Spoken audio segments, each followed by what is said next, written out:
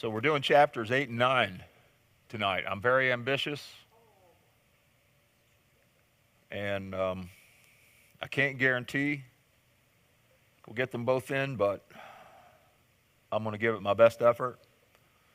And that likely means we're not going to be able to camp out on a lot of the stuff that, would be good if we had more time.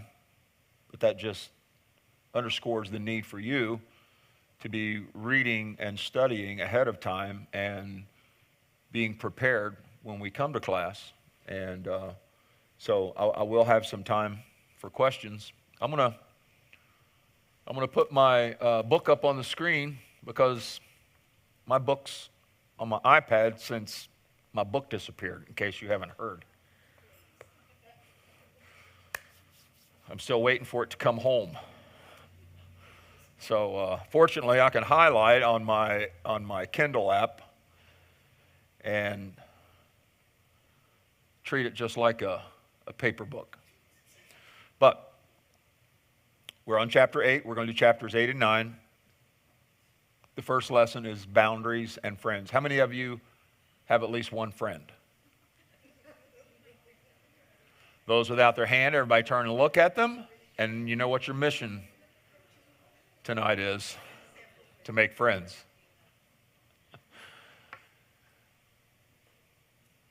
It says in the book of Proverbs 18 and verse 24, if you want friends, then you must show yourself friendly.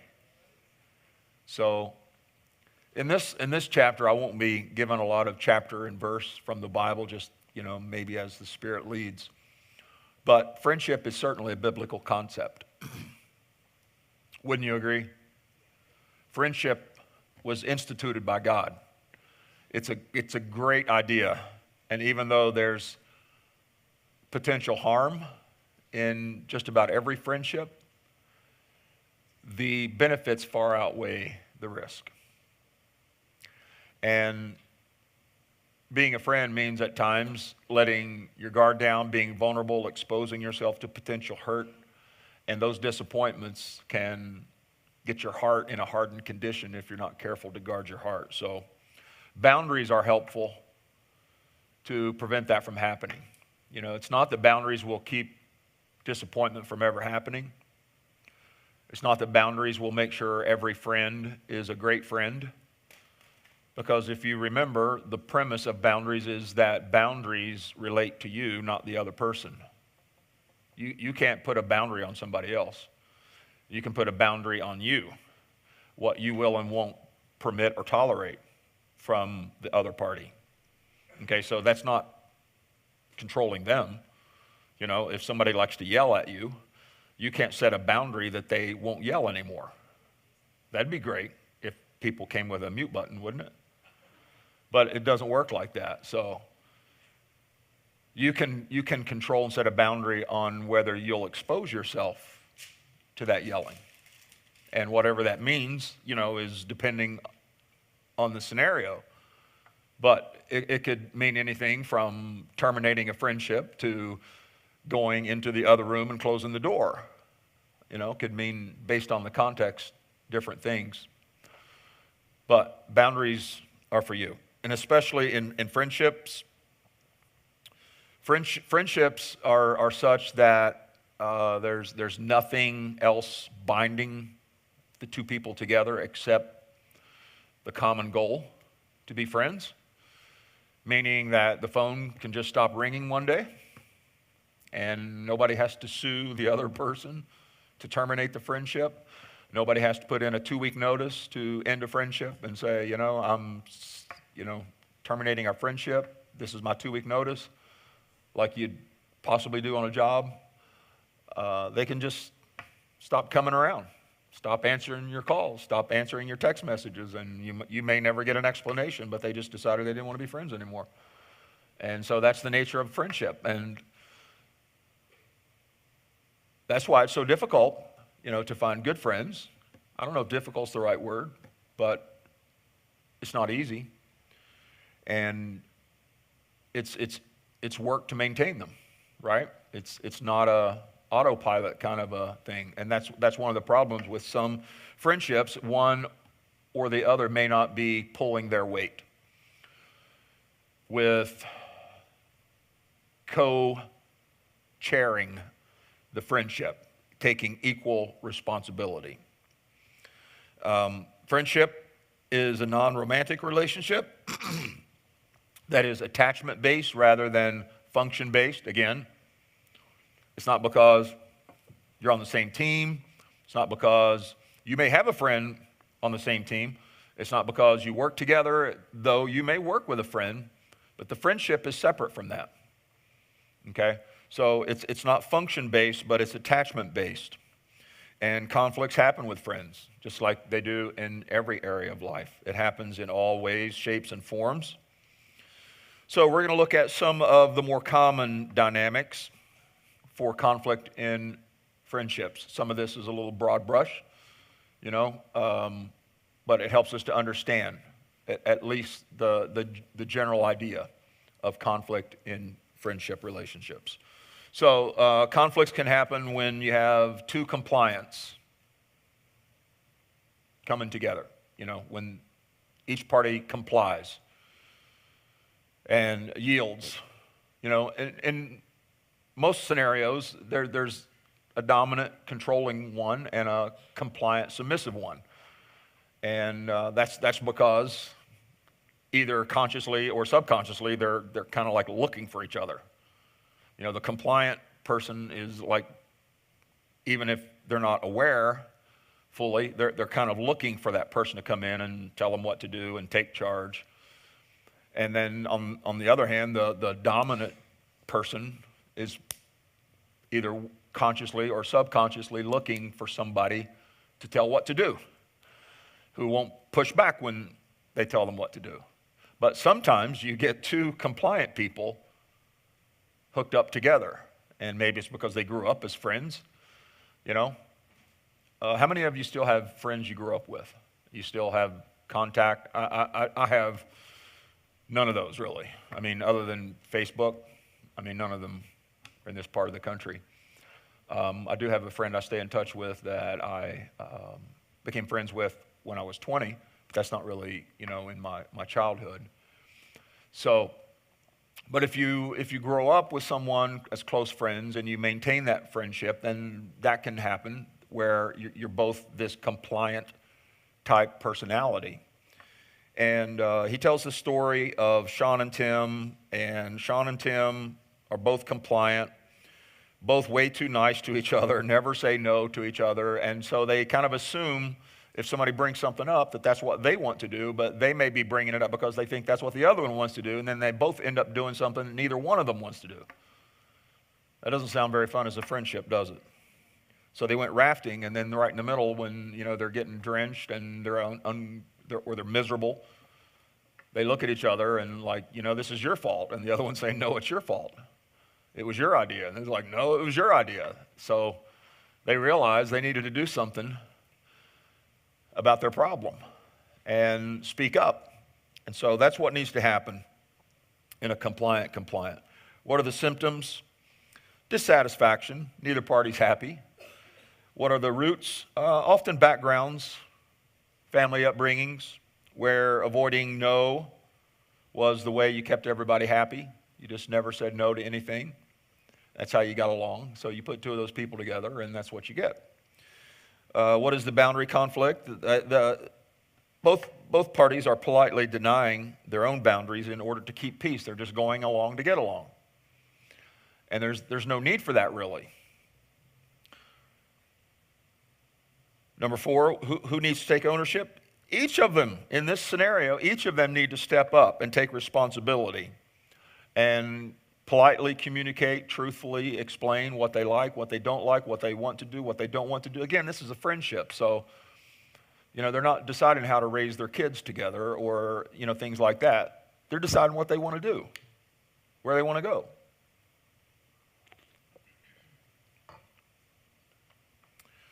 What do they need? They need to have supportive relationships. This is going to be true in all of the examples we look at, supportive relationships to plug into. How do they begin? Like In the other ones, they should practice.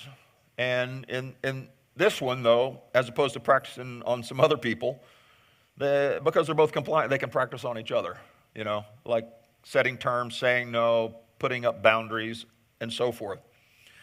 How do they do that? By finally telling the truth and revealing the limits they'd like to start setting. And what happens next? Well, one of the things that can happen is they might decide to just not be exclusive, the only other friend that they have. They might develop other friendships. That doesn't mean that this friendship needs to be cast to the wayside. It can actually, from a long-term perspective, become a better friendship because they're only doing the things they enjoy as opposed to going whitewater rafting when neither of them wants to do that.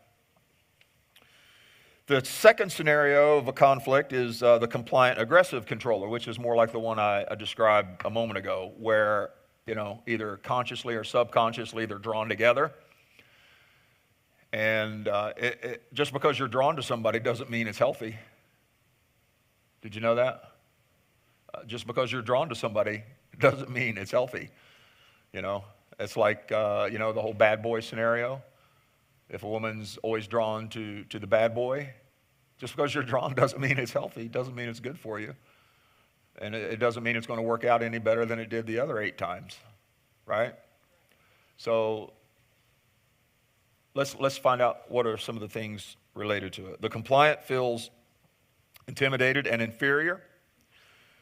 The aggressor often feels irritated at being pestered by the compliant one. Let's talk about some of those same items in the boundary checklist. What are the symptoms? The compliant feels controlled or resentful. The aggressive person feels good, but again, they don't like to be pestered. They don't like to be asked all the time, what do you want to do, and all of that, They want to tell you what to do, but they don't want to be asked, what do you want to do?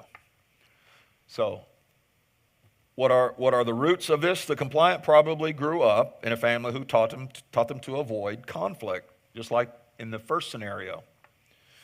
The aggressive controller had a different upbringing, however. Theirs was they never received training in delayed gratification or taking responsibility. And those are both problems. I want what I want, and I want it right now, and I'm going to use you to get what I want. And I'm not going to take responsibility if something goes wrong. It's because you didn't meet my need.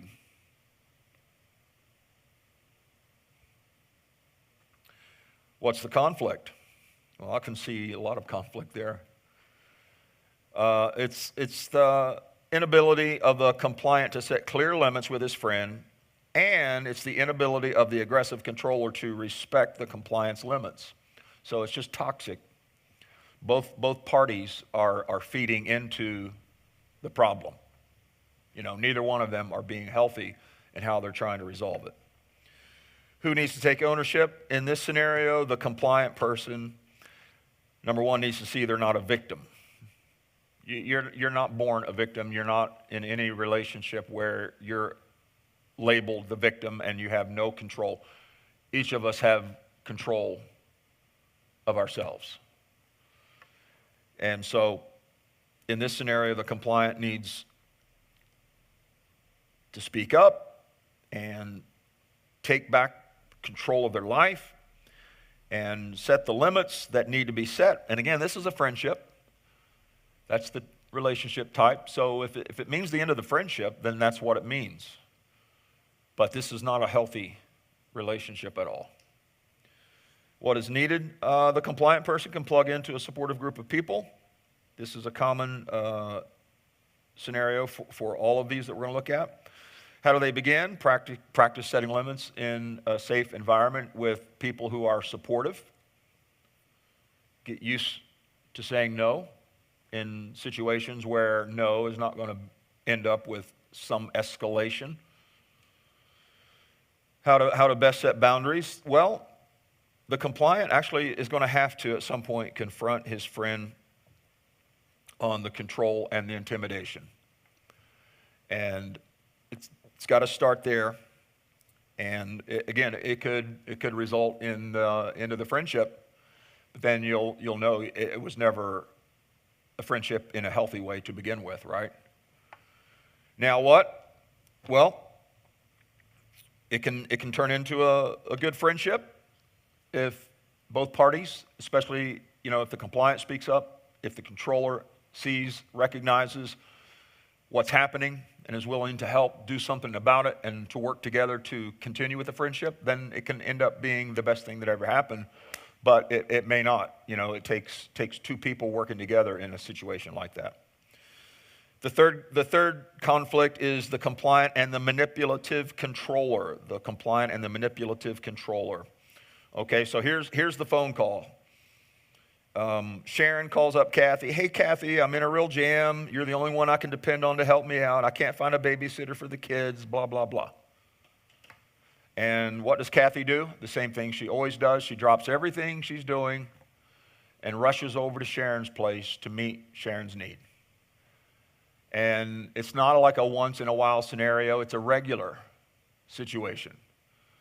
And Kathy has set herself up to be that person, and Sharon is taking advantage of it. She's manipulating the situation. She's feeling no need to plan, to set boundaries for herself on what she can and can't do based on her life situation. She always knows she can dump it on Kathy at the last minute. I hear this kind of stuff from people all the time in certain friendships. And it normally, because of an unwillingness to set a boundary, it normally just ends with the friendship ceasing, because that can't go on long term. Nobody wants to be that person that gets dumped on all the time, unless I'm missing something. Am I? I think that's the case, right? What are the symptoms? Well, in the scenario we just mentioned, Kathy is very resentful at Sharon's manipulation. All these last-minute requests being taken for granted. What are the roots? Well, it's possible that Sharon's parents rescued her out of every jam. She never had to deal with the consequences for any of her actions or behavior. She was always bailed out. She was always forgiven without consequences. She never had to face her own irresponsibility. And thus she looks for those kinds of relationships that support that lifestyle. And she found Kathy. They'll look, again, consciously or subconsciously, they'll look for that compliant person to plug in and fill that need. What's the boundary conflict? Sharon doesn't plan ahead. When responsibilities get away from her, she calls the nearest compliant person she knows, and that's usually Kathy. And who's the person that needs to take ownership here? Somebody tell me. Kathy. Shouldn't Kathy just pray that Sharon would realize what she's doing? And that God would speak to Sharon and tell Sharon to stop what she's doing? Isn't that the way a Christian should handle it? Huh? You don't think so, do you, Cassie? I see the smile on your face. Huh?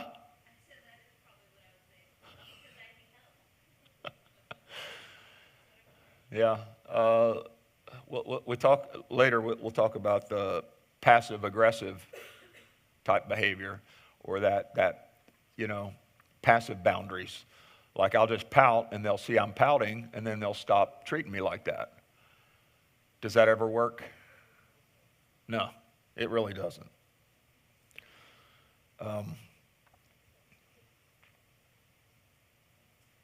Number 4, who needs to take ownership? Kathy.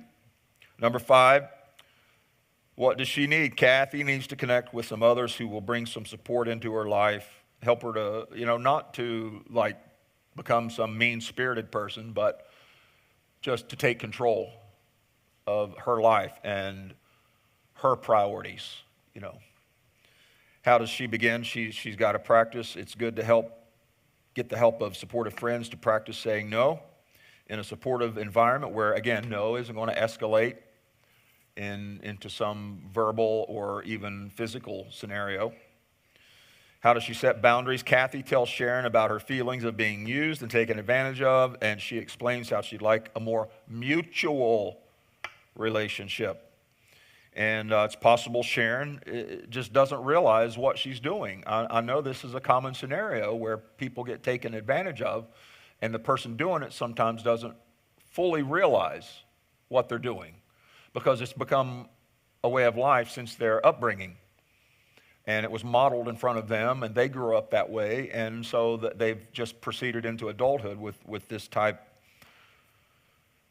of problem. What happens next? Well, let's just pretend with Kathy and Sharon, their friendship gets better, and they both just laugh about this at some point down the road. But it doesn't always work like that, just so you know. Conflict 4, compliant. The compliant person shows up in a lot of these. You ever notice that? There's usually one compliant person in every problem relationship. Sometimes there's two, but most often there's only one. And this time they're with a non-responsive friend. So one friend does all the work in the relationship, in the friendship. They do all the planning. They do all, if the non-responsive needs help moving, the compliant person comes over and spends their weekend helping them move. But when the compliant person needs help moving, the non-responsive person's busy that weekend. That kind of a scenario. What are the symptoms? Well, Marcia, the compliant one, feels depressed and resentful and unimportant. Tammy, she feels pretty good, other than she might feel guilty from time to time. What are the roots? Marcia always feared that if she didn't control her important attachments by doing all the work, she'd be abandoned. So I've got to be the one doing everything, giving all the support, showing all the love, taking care of all the needs, because maybe that's the way my mom did for my dad. Or maybe that's some other situation that had an effect on me. Or how, my first marriage worked. And so I learned through that experience to be that kind of person. But it's unhealthy. It doesn't work. What's the boundary conflict? Marcia takes on too much responsibility for the friendship. And as long as she's doing it, the non-responsive person isn't going to step up. Who needs to take ownership? Marcia. Marcia. She needs to take responsibility. She's making it all too easy for Tammy to do nothing, And they've just settled into their roles. And that's what will happen with a non-responsive person. As long as you're doing everything, they'll settle into their role and let you do everything. And they'll find some way to justify it, They'll tell themselves that, well, that's what you enjoy doing. You enjoy waiting on my every need, and you enjoy doing all the work, and you enjoy making all the plans, and, I'm just letting you love me. Yeah, it's hard to believe, but there are people who think that way. Number 6, how do they begin? Marcia practices setting limits with supportive friends. Again, this is a repeat of others. How do they set boundaries? Marcia tells Tammy about her feelings and informs her that she needs to take equal responsibility for the friendship in the future. And again, this can end well or it cannot end well. It just depends. But a mutual connection needs to happen. It's not that way at the moment. Something's got to change. And the compliant one has got to be the one to speak up, because the non-responsive is never going to come to their senses and say, you know what? I'm not doing hardly anything. You're doing all the work. I mean, I'm not saying it can't happen, but that's a miracle. And I wouldn't count on that miracle happening to save your friendship. It'll either make it or break it, is what will happen next. Questions about boundary conflicts. Number 1, aren't friendships easily broken? Like I said, phone can just stop ringing. There's no external commitment. You don't have to see a lawyer to end the friendship. You don't have to put a 2-week notice in to end the friendship. You can just walk off and never be heard from again. So, what does that mean? It means that choice and commitment are elements of a good friendship. And the Bible teaches that all commitment is based on a loving relationship, even the marriage and the ones where there are external factors involved. Being loved leads to commitment and willful decision making, not the other way around. Okay? Love leads to commitment. Commitment doesn't lead to love. Love leads to commitment. The problem with thinking that friendships are less or weaker from a relationship standpoint than institutionalized relationships like marriage, church, work, where you just are around people, regardless if you're friends or not, you're around them, so they kind of become your friends. The difference here is that if wedding vows made up the difference, then there would never be a divorce, right?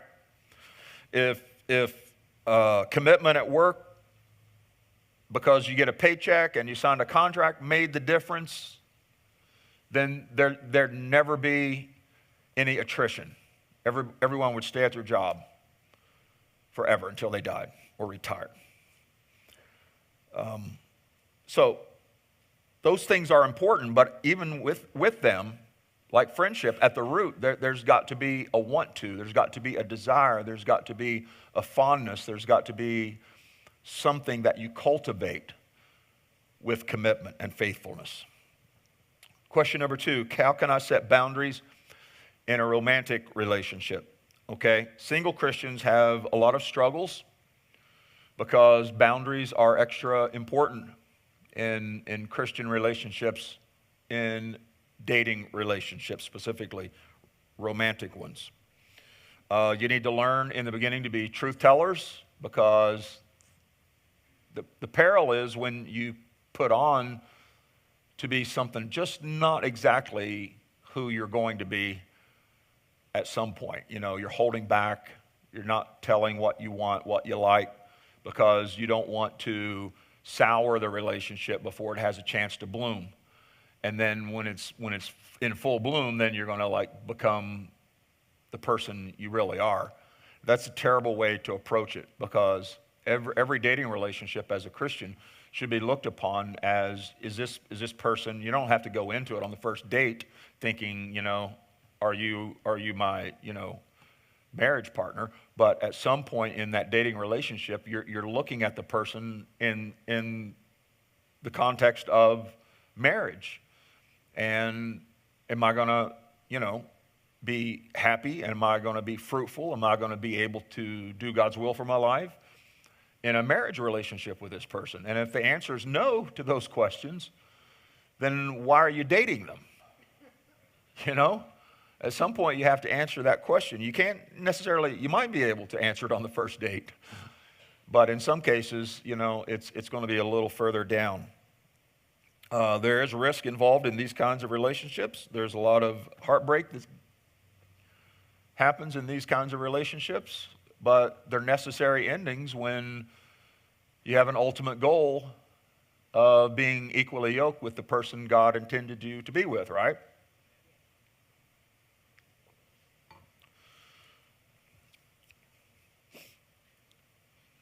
Setting limits is necessary in these romance dating relationships.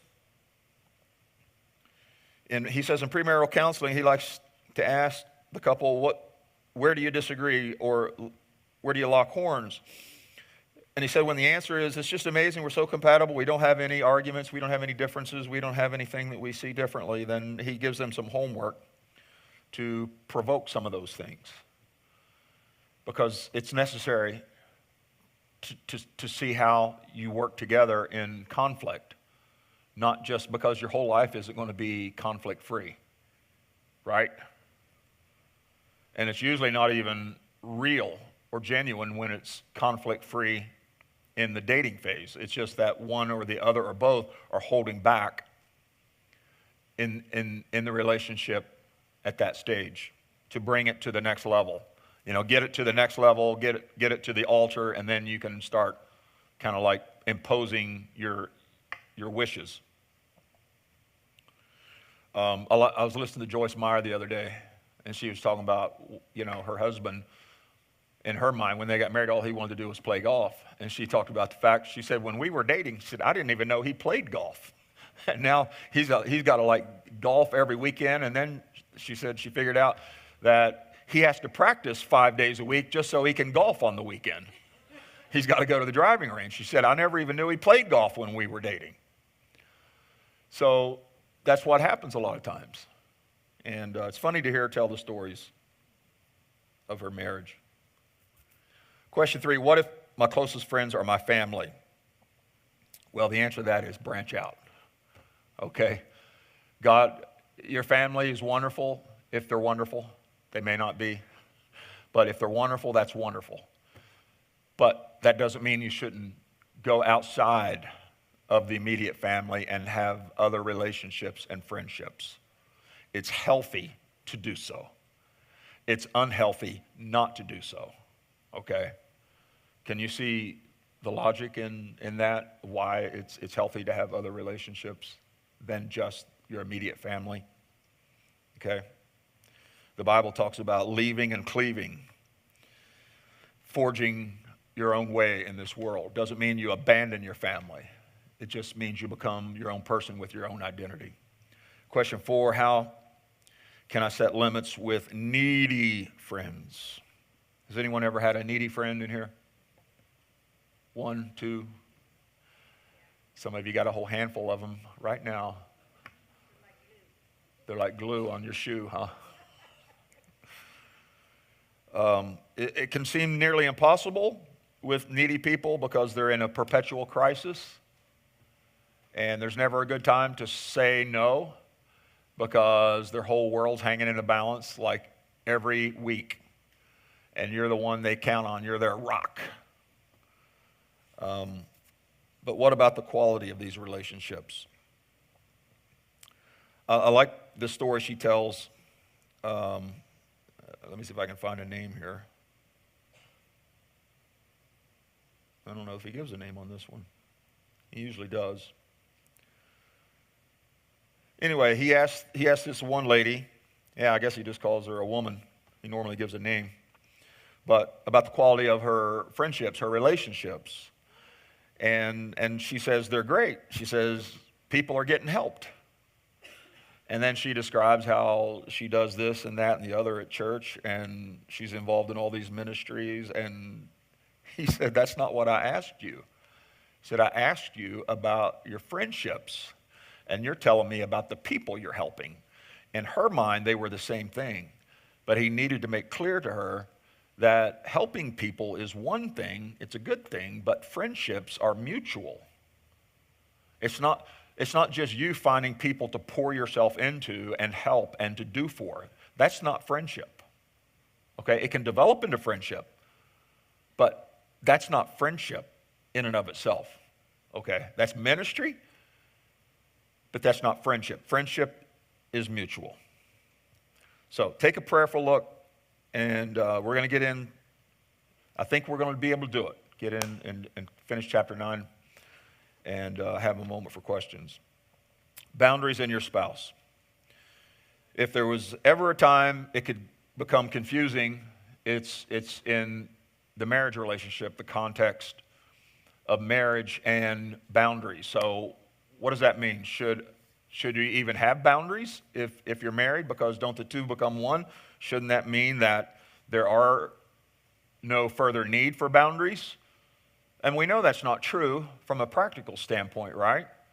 Because when there aren't any boundaries in the marriage relationship, one or the other or both get run over in some way or another, and things get built up and things become resentful, things get held in and all of that. And it usually ends up in divorce for those same reasons. He makes the statement, and it's probably true, that more marriages fail because of poor boundaries than any other reason. And you can look at the symptom of money or sex or some other reason, but the problem stems back, the root cause back to the lack of boundary that promoted that problem happening to begin with. So, is this yours, mine, or ours? Here's the thing. The two do become one on the wedding day, but that doesn't mean the spouses lose their individuality. Just because you're married doesn't mean you lose your individuality. And in some instances, that's been the emotional effect of a person feeling like they no longer have their own identity. That's when you realize you got suckered into something that wasn't as genuine and real as it appeared to be. Because there's never a time when you give up your identity in God's will for your life.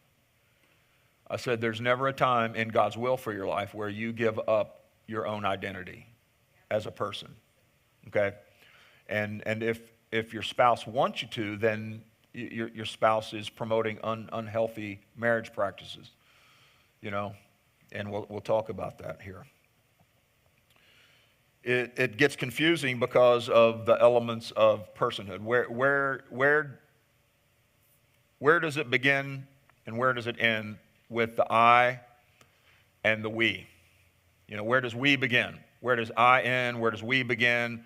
How does it all work together? And honestly, it takes time and practice to figure that out. I don't know that you just, from day one, maybe if you both grew up with like really healthy, good marriages being modeled, and you are at an age where you're emotionally mature, and there's a commitment to Christ, then I can see how that would be a great start. But 99% of the time, that's not going to be the case. And it can be just as problematic if just one of the two had a poor marriage modeled in their upbringing. Okay? But I don't know about most, but in a lot of cases, both spouses, they had unhealthy marriage practices modeled before them, and it just became part of the nurturing process and how they entered into relationships. So there's always work to be done, even if you've been at it for 15 or 50 years. There's still work to be done, improvement to be had, and all of that takes effort. The problem arises when one trespasses on the other's personhood, when one crosses a line and tries to control the feelings, attitudes, behaviors, choices, and values of the other. See, those are things that belong to you as a person. You own your own feelings, your own attitudes, your behaviors, your choices and values. They are not owned by someone else. They are owned by you entirely, okay? When someone wants to control your feelings and your values, it's become unhealthy. And thus, it's a sign of a failure to put in boundaries. Let's look at some common examples. Feelings. He uses this one example here with husband and wife. The husband's got a drinking problem. Of course, the wife doesn't like it. He asks the wife to tell her husband how she feels when he drinks. She says, I feel like he doesn't think about what he's doing. I feel like and then he stops her. He says, no, you're evaluating his drinking. How do you feel about it? She says, I feel like he doesn't care. And again, she's not saying how she feels. She's saying how she thinks he feels. She's not communicating at all how she feels. And in this scenario, she hasn't up to this point. In all the time that they've been going through this struggle, she tries to impose blame and guilt and other things on him, tell him how he feels and why he's doing it, and she never says how she feels. And so he finally gets her to admit it, and she says, I feel very alone and afraid. And so that was a breaking point for them in their counseling. And he realized that he was making her feel that way for the first time. He never had any idea. He just saw it as her nagging him and making him feel guilty all the time. He never realized it was making her feel lonely and afraid. We do not communicate our feelings by saying, I feel that you. We communicate our feelings by saying how we feel. I feel sad. I feel hurt, whatever the case may be. It's a vulnerable place to put yourself, but it's healthy in order to put a boundary in place in the marriage relationship, especially in the marriage relationship. If you're angry at someone for something they did, it's your responsibility. They're not going to recognize it. It's your responsibility to share it. And if you don't, then you got to just move on from it, because to hold it in isn't going to serve any purpose at all. The best thing to do is to let them know. Okay? So as an example with Jim and Susan, Jim spent a couple evenings a week catching up on work projects at home. He'd bring his laptop home. He would sit on the sofa or wherever, and he would work on a project from work for 3 hours, a couple times, maybe 3 each week. And what it did with Susan is it made her feel unloved, like he didn't prioritize their relationship and wasn't spending time with her. And she would pout, and he would try to pull it out of her, and it just got to the point where they quit talking about it altogether. But it didn't mean it went away, right? Just because you stop talking about it doesn't mean it goes away.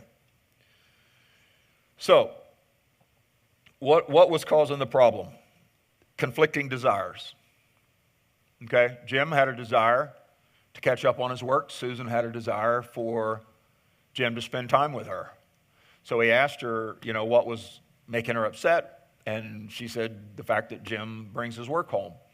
It makes me angry that he doesn't want to be with me. And he asked her, said, well, do you ever go out and do something? And if you did go out and do something with a friend while Jim was working on his computer, would you be angry then too? She said, no, I wouldn't be angry then, because I would be doing something and not expecting him to spend time with me.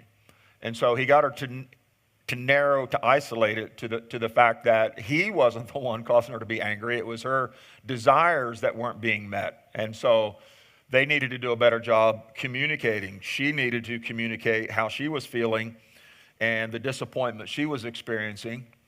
And Jim needed to understand why Susan felt the way she did, because it got to the point where he thought she was just nagging him, and she thought that he was just ignoring her. And that's what happens when you don't set a boundary about what it is you want, what it is you desire, what it is you expect, right?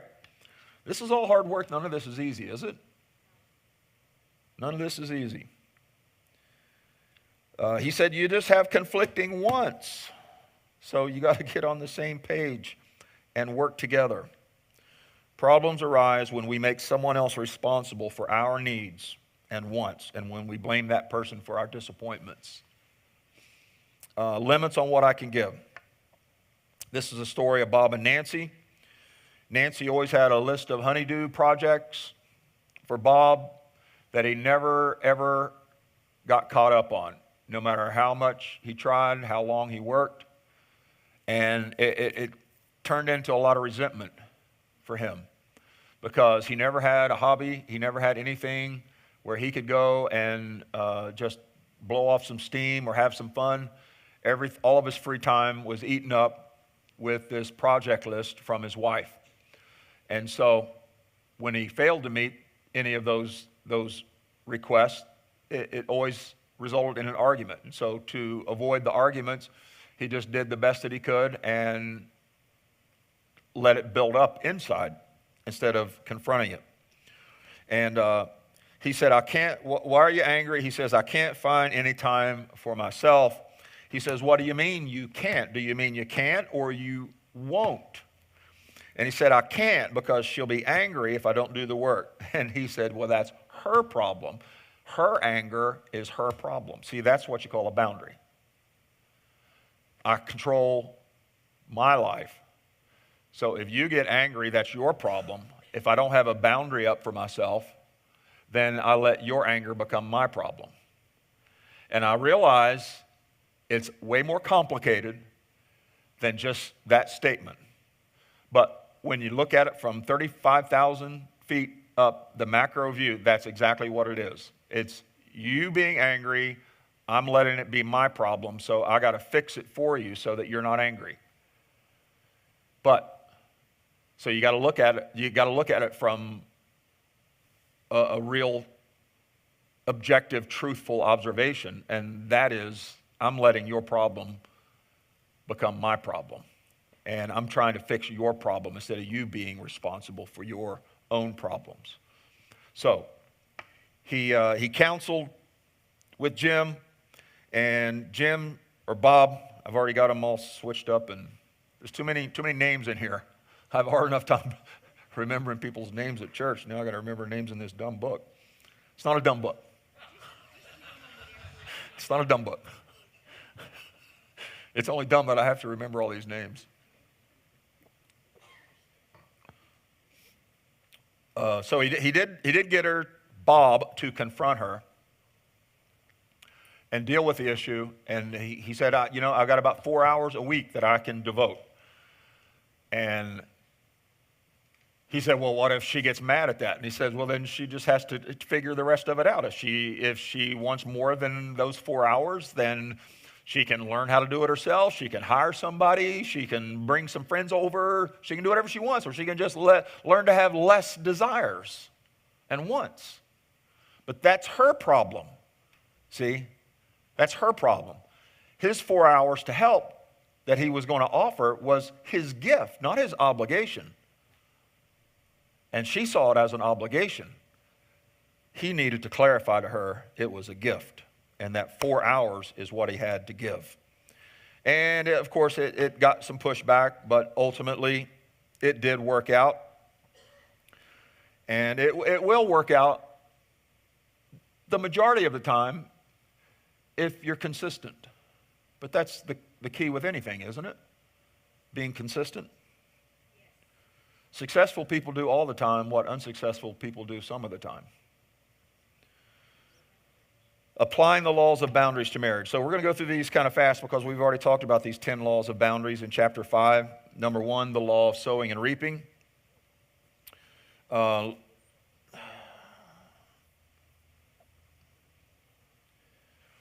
I already talked about the yelling thing, and I think we understand that if we're always jumping in to save the person from their own behavior consequences, we're circumventing the law of sowing and reaping, and we're promoting their immature behaviors. So whether it's with a child or in some cases with a spouse, you have to let them experience the consequences of their behavior. And instead of, like with the yelling, well, I better stop doing what's causing you to yell, because even if there's nothing wrong with what you're doing, I need to stop what I'm doing that's causing you to yell so that you'll stop yelling. That's not a good, healthy relationship.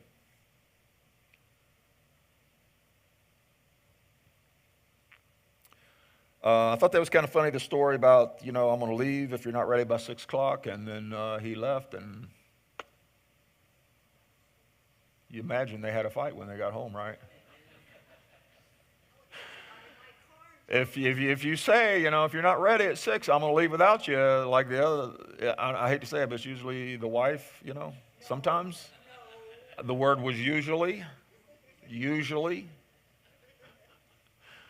We could take a poll, but I don't want to start any arguments. Okay, but let's just, for the sake of Jesse's peace of mind, let's just say it's the husband who's always late. And so the wife says, I'm leaving at 6 for the party, for the ball, for the reception, for the dinner. I'm leaving at 6. And she he disregards it, like, you're not being serious. You're just trying to motivate me. And then she leaves at 6. It's like, wow. He comes out ready at 10 after 6 and you're gone. That's not a move you can pull just once and it work. You got to be prepared to follow through with something like that regularly. Okay? And especially with kids. Okay? Because it's more often the case, this scenario with kids. If you do that again, here's the consequence. You can't just do it once or once in a while.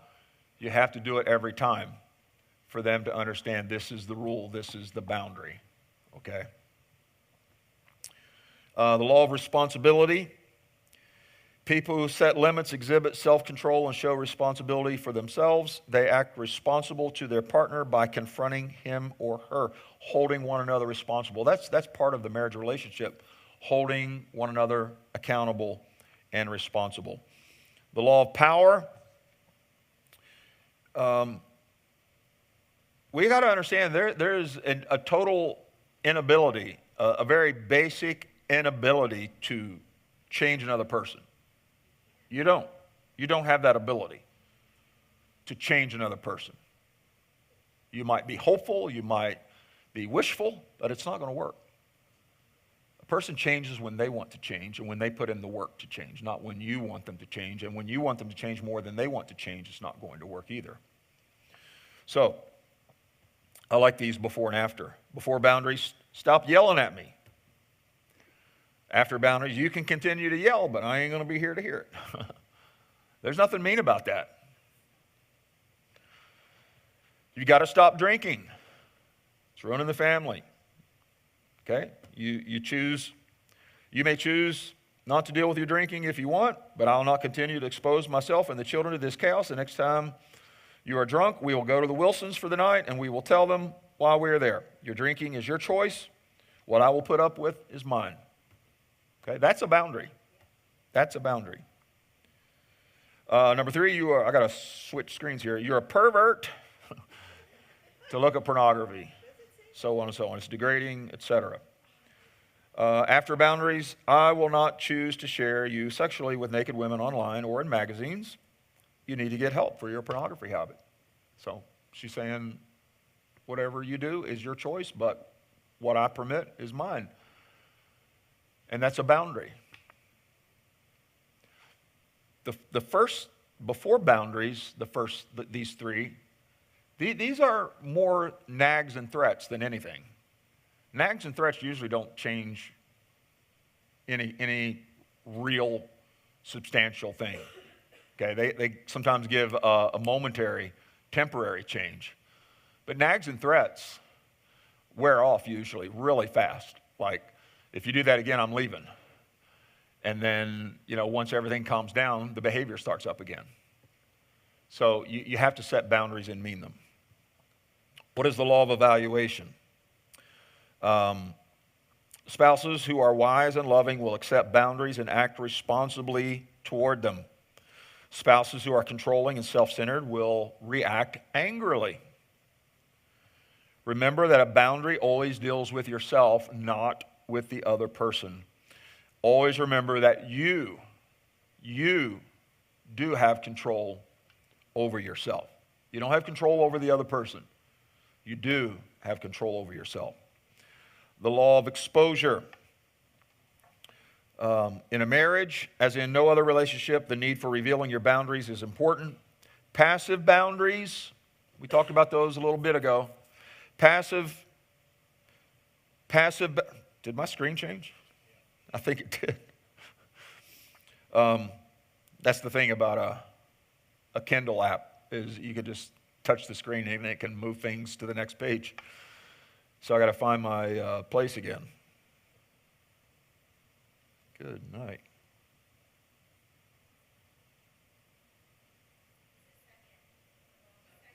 Were we on exposure? Okay, I see it now. Passive boundaries such as withdrawal, triangulation. Maria talked about triangulation last week. She did it with the little example with Jason and Nika up on the stage. You remember that? Okay. Very good explanation there. Very common, I might add. Pouting. Pouting's a classic, right? That's the go-to move for some people, to pout. If I pout, then I'll send my message and things will change. And good luck with that is all I can say. Passive aggressive behavior. All these are extremely destructive. They're not healthy, they're destructive. See, You may not be the originator of the problem, but with these behaviors, the pouting, the passive-aggressive behavior, all of that, you then become as much, or in some instances, more of a problem in the situation, even though you didn't originate it. Your behaviors are creating more harm than the behavior itself. And I know a lot of people don't see that because a lot of people don't ever look in the mirror. But we have to own what our own behaviors are causing. The next one, the law of exposure, passive boundaries such as, see, that's what I get for not having a paper book. I got to switch screens. These are just the natural boundaries that are universal, and they apply in every relationship. Skin, of course, is a boundary that God gave us, right? When you get too close, you're invading my personal space. You touch me, and I don't know you. You've crossed a boundary there, right? People with good common sense know that you don't just go up and put your hands on people that you don't know for no reason, without any context. Skin is a boundary. It's a boundary even in marriage. Abuse is one way that is violated. Our words need to be clear and spoken in love. It's okay to say no, even in the marriage relationship. If something needs to be discussed, then discuss it. Truth, each must put off falsehood. This is Ephesians 4:25. Put off falsehood and speak the truth. Speak truthfully with one another. If something is causing you to be hurt or causing you to be angry, holding it in is not speaking truthfully. Talking about it is the healthy approach. Physical space, sometimes you might need to go do something, get away, like just for a couple hours. If there's something that's escalated, like with abuse or an affair or some other type of violation of the vows, then something larger in scope might be necessary. What's that? I turned it. Yeah, I turned it. Emotional distance. Sometimes trust, if it's been broken, needs time before it's repaired. And the goal is to have that trust restored, but it doesn't come overnight or because the person who broke the trust wants it to happen overnight. It happens over time and experience, learning to trust in those situations where it's been broken. Time, it's important, it's necessary in a marriage relationship for each spouse to have some time to do their thing, whatever it is they enjoy. Now, I understand there are some marriages where, the husband and the wife both enjoy doing the same thing and enjoy being with one another 24/7. And as long as that's the case, that's fine. But it's most often not the case. And sometimes, you think your spouse enjoys something just because they go with you, but they really may not enjoy it. And so giving each other the permission, the freedom to have some time alone or with friends or to pick up a hobby, that's healthy. It creates that desire to reconnect. If you're never away or apart from each other, then you never experience that desire to come back and reconnect with one another. Other people, it's good to have other people in your life. Make sure you're not seeking support from someone of the opposite sex that could turn into some kind of affair. Don't set yourself up in situations where things could turn that way. Put boundaries in place from the very get-go. Consequences, communicate the consequences clearly and enforce them firmly. Like the guy said, if I'm going to leave at 6, if you're not ready, I'm leaving without you. He meant it. I'm sure he slept on the couch that night. I just know he did. even though he doesn't say. What about submission? You know, the husband and wife relationship is the same in design as the marriage of Christ and the church. And so Christ loved and gave himself for the church, and the church submits herself to Christ. So when that is being modeled and mirrored as the example, then it's not ever going to be a problem. You know, it's when one is or both become selfish. Selfishness is the root cause of divorce. When one or both parties get selfish in some way, in some action, and that escalates into other problems. But we have the model of Christ and the church, and it's a beautiful relationship. You can read about it in Ephesians chapter 5. What about balance? She says, I can't get him to spend any time with me, and he says she smothers me. How can both be true? How can both of those be true? He won't spend any time with me, and she smothers me. How can those both be true? It's about perspective, isn't it? Her perspective is that he should never have any other time except free time, except the time he spends with her. And his perspective is, I need some freedom to go play a round of golf or to go do something with a friend, you know, once or twice a week. And she was eliminating that need for them to come back together again, because in his mind, you know, she was there waiting at the door every evening when he got home from work, and there was never any breathing room in the marriage relationship. So they had to open up and talk about their needs and their expectations and get onto the same page. And they were, in this situation, they were able to do that.